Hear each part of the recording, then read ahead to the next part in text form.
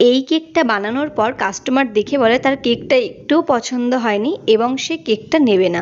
এই রকম বীভৎস এক্সপিরিয়েন্স আমার জীবনের প্রথমবার হয়েছে। এই কেকটা আমি বানিয়েছিলাম আমার এক্সামের ঠিক আগের দিন রাত্রিবেলা। তো এই কেকটা 2 পাউন্ডের থেকে একটু বেশি ওজনের ছিল। তবে এই কেকটা যখন আমি অর্ডার নিয়েছিলাম তখন আমার বুঝতে পারিনি যে কাস্টমারের যেমন এক্সপেকটেশন সেটা অনুযায়ী আমার কেকটার ডেকোরেশনটা হবে না। এই ধরনের উদ্ভট ডেকোরেশন যেগুলো প্রথমবার বানাচ্ছ সেইগুলো যারা হোম বেকারস আছো নেওয়ার সময় অবশ্যই কাস্টমারের সাথে ভালো মতো কথা বলে নেবে যে সেম ফটোর মতো হবে না। কাস্টমার আমাকে যেই ফটোটা পাঠিয়েছিল সেটা একটা এআই পিকচার ছিল, আর কাস্টমারের মতো সেম টু সেম আমার হয়তো অনেকটাই হয়নি, আমি নিজেও সেটা মানি।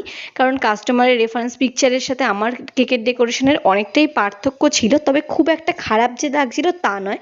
তবে কাস্টমারের এক্সপেকটেশন অনুযায়ী ম্যাচ না করায় কাস্টমার পুরোপুরি আমার থেকে কেকটা নিতেও চায় না এবং সে বলে নিতে পারি যদি পরের দিন আবার আমি কেকটাকে তুলে নতুন করে ঠিক করে দিই। তবে পরের দিন সকাল আমাকে 8টার মধ্যে বেরিয়ে যেতে হতো এক্সামের জন্য, তো আমার সেটা ঠিক করা সম্ভব ছিল না।